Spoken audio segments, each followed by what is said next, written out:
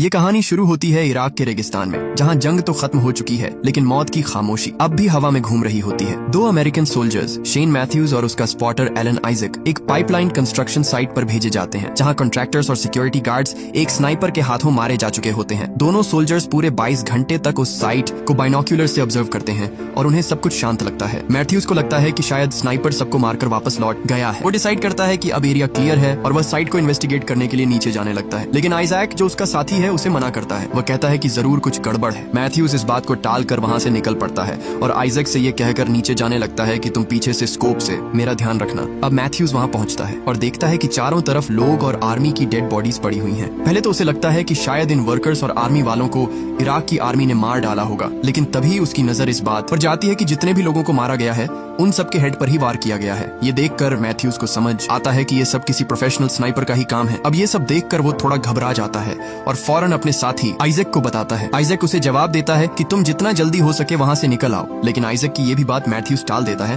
और वो उस स्नाइपर की फायर की लोकेशन पता करने के लिए इधर उधर देखता है। लेकिन जैसे ही वो देख रहा होता है उस पर किसी ने फायर कर दिया होता है। ये फायर मैथ्यूज की टांग पर लगती है और वो नीचे गिर जाता है और इसी दौरान आइजैक भी देखकर वहां से फौरन नीचे मैथ्यूज के पास आने लगता है। अब आइजैक स्पीड से मैथ्यूज की तरफ बढ़ रहा होता है और तभी वो स्नाइपर आइजैक पर भी गोली चला देता है और आइजैक भी इंजर्ड हो जाता है, लेकिन वह वहां से एक दीवार के पीछे आकर छुप जाता है, जो अब उसकी जिंदगी का आखिरी सहारा बन जाती है। अब मैथ्यूज आइजैक से कहता है कि तुम बेस से तुरंत मदद मांगो। जब आइजैक रेडियो से कॉन्टेक्ट करने लगता है तो वह देखता है कि रेडियो का एंटीना ही टूटा हुआ है और ये एंटीना टूटने की वजह से अब वह बेस से कॉन्टेक्ट नहीं कर सकता। ये देखकर आइजैक बहुत दुखी हो जाता है और इसी दौरान आइजैक मैथ्यूज से कहता है कि तुम वहां से हिलो मत, नहीं तो वो स्नाइपर तुम पर फायर करके मार देगा। अब आइजैक उस दीवार में एक सुराख करता है ताकि वो अपना स्कोप वहां रखकर उस स्नाइपर की लोकेशन को जान सके, लेकिन तभी उस पर बहुत सारे पत्थर गिर जाते हैं जिसकी वजह से उसका हाथ भी इंजर्ड हो जाता है। अब आइजैक के पैर पर गोली लगने की वजह से उसको बहुत दर्द हो रहा था और वो अपने पैर से गोली निकालने की कोशिश करता है। गोली तो आइजैक के पैर से निकल जाती है पर उसको बहुत दर्द होता है। इस दर्द की वजह से आइजैक भी वहां पर बेहोश हो जाता है और थोड़ी देर बाद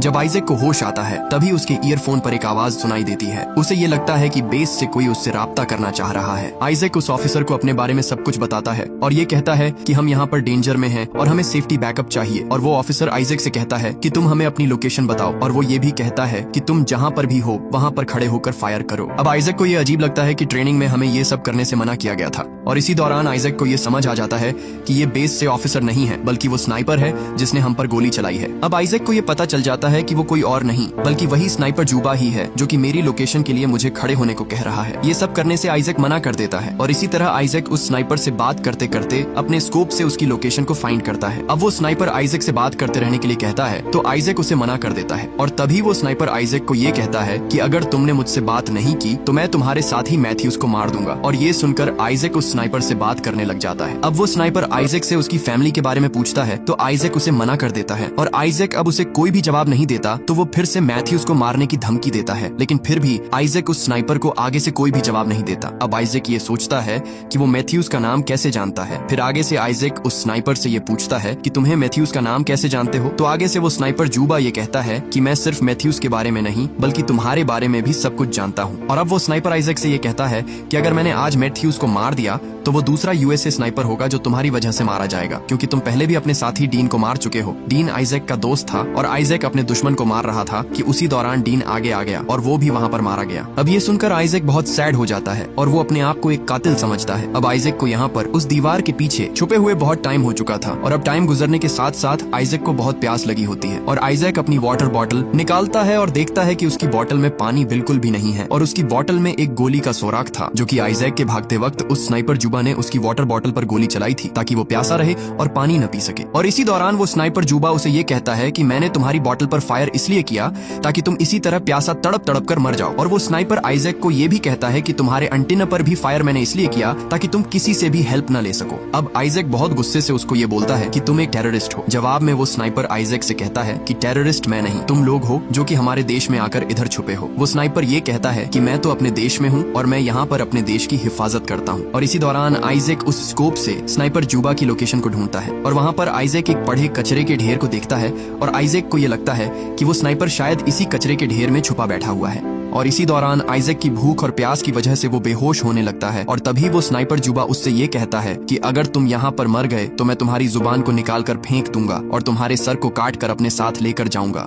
अब जब आइजैक को होश आता है तो वो उस स्नाइपर की एग्जैक्ट लोकेशन को ट्रेस करने के लिए अपने हेलमेट और अपनी स्नाइपर गन से एक फेक पुतला ऊपर करता है ताकि वो स्नाइपर जुबा उस पर फायर करे और आइजैक उसकी एग्जैक्ट लोकेशन का पता लगा सके। लेकिन आइजैक का ये प्लान भी फेल हो जाता है और वो काफी सैड हो जाता है। अब उसी दौरान वहाँ पर तेज हवा चलती है और बहुत सी मिट्टी उड़ रही होती है और इसी का फायदा उठाकर आइजैक वहाँ उस जगह से भागकर एक सोल्जर का बैग और रेडियो उठाकर वहाँ से भागता है। लेकिन वो स्नाइपर जुबा पीछे से उस पर फायर करता है, लेकिन आइजैक टाइम पर अपनी जगह पर आ जाता है और वो बच जाता है। और जब आइजैक उस बैग को ओपन करता है तो पानी की बोतल उसको मिलती है और कुछ कैंडी भी, जिससे वो अपनी भूख और प्यास को थोड़ा कम कर लेता है। और जब वो रेडियो को देखता है तो वो रेडियो भी पूरी तरह काम नहीं करता। इसी दौरान आइजैक के ईयरफोन में एक आवाज सुनाई देती है। वो आवाज आइजैक को मैथ्यूज की लगती है और उसे पता चल जाता है कि मैथ्यूज अभी भी जिंदा है। और ये सब देखकर आइजैक थोड़ा खुश होता है और मैथ्यूज से ये कहता है कि वो स्नाइपर जुबा एक कचरे के ढेर में छुपा है। और ये सब सुनकर मैथ्यूज अपनी स्नाइपर राइफल की तरफ धीरे धीरे जाता है ताकि वो स्नाइपर जुबा उसे देख न सके। और इसी दौरान आइजैक से एक मिस्टेक हो जाती है। वो जिस वक्त मैथ्यूज से बात कर रहा था वो सारी बातें वो स्नाइपर जुबा भी सुन रहा होता है, क्योंकि आइजैक उस वक्त अपना रेडियो बंद करना भूल जाता है। और वो स्नाइपर उससे पूछता है कि तुम किससे बातें कर रहे हो। तो आइजैक उसे ये कहता है कि मैं अपने मरने के लिए भगवान से बातें कर रहा हूँ। और उसी वक्त मैथ्यूज इस बात का फायदा उठाकर उस स्नाइपर जुबा को मारने के लिए उस कचरे के ढेर पर फायर करता है। तो आगे से वो स्नाइपर जुबा भी उस पर फायर कर देता है, जिससे उसका शोल्डर डैमेज हो जाता है और वो फिर से गिर जाता है। और वो जल्दी से आइजैक की तरफ बढ़ रहा होता है और इसी दौरान वो स्नाइपर एक और फायर मैथ्यूज पर कर देता है, जिससे वो फिर से बेहोश हो जाता है। और ये सब देखकर आइजैक और भी सैड हो जाता है, क्योंकि उसका दोस्त मैथ्यूज उसके सामने ही मारा जा रहा है और वो रोने लगता है। अब उस स्नाइपर जुबा से आइजैक ये कहता है कि हमें यहाँ से जाने दो। और जुबा ये कहता है कि तुम जब तक मुझसे बातें करते रहोगे तुम बचे रहोगे। और इसी दौरान आइजैक उस स्नाइपर जुबा को ये बताता है कि जब वो दुश्मन को मार रहा होता है तो वो डीन उसके आगे आ जाता है और उसी जगह पर उसकी मौत हो जाती है। और ये सब उसने अपनी फैमिली से झूठ बोला था कि उसको टेररिस्ट्स ने मारा था। और इसी दौरान उस स्नाइपर जुबा से बात करते वक्त उसे रेडियो से कुछ हाल चाल सुनाई देता है और वो फौरन रेडियो के पास आता है और उस रेडियो पर उसे सुनकर लगता है कि उससे बेस से कांटेक्ट किया जा रहा है। तो वो खुश हो जाता है और इसी दौरान उसे ये पता चलता है कि वो स्नाइपर जुबा उसके बेस के ऑफिसर से कांटेक्ट कर रहा होता है। वो खुद आइजैक बनकर उन बेस वालों को यहाँ पर बुलाता है कि वो आएं और हमें यहाँ से ले जाएं, क्योंकि यहाँ पर सब ठीक है। अब आइजैक को ये समझ आ जाती है कि ये जुबा ऐसे ही करके सभी अमेरिकन सोल्जर्स को यहाँ पर बुलाकर मार देता है। और अब आइजैक को थोड़ी देर बाद होश आता है और वो फौरन मैथ्यूज की स्नाइपर राइफल को अपने पास ले आता है और तभी देखता है कि दूर से 2 हेलीकॉप्टर्स आ रहे हैं। और इसी बात का फायदा उठाकर वो उस दीवार को गिराकर उस कचरे के ढेर पर निशाना लगा लेता है और तभी वहाँ से कुछ फायर चलते हैं और आइजैक फौरन वहाँ उस कचरे के ढेर पर फायर करने लगता है। अब आइजैक को ये लगता है कि वहाँ पर कोई नहीं है, तो वो खड़ा हो जाता है और वहाँ से कोई भी फायर नहीं होता। और ये देखकर आइजैक समझ जाता है कि वहाँ पर अब कोई भी नहीं है और वो स्नाइपर जुबा भी मारा जा चुका है। फिर वहाँ पर आइजैक के बेस वाले आ जाते हैं और आइजैक और उसका साथी मैथ्यूज भी अभी जिंदा होता है और उसे भी वहाँ से रेस्क्यू कर लिया जाता है। और आइजैक उन सोल्जर्स को ये कहता रहा कि वहाँ पर कचरे के ढेर में वो उस स्नाइपर को देखना चाहिए, लेकिन उन सोल्जर्स ने उसकी बात नहीं सुनी। और इसी दौरान वहाँ पर उसी कचरे के ढेर से फायर होने लगा और एक एक करके सब सोल्जर्स मारे गए और हेलीकॉप्टर भी क्रैश हो गया। और इसी दौरान आइजैक और उसके सब साथी वहाँ पर मारे गए और ये मूवी यहीं पर एंड हो जाती है।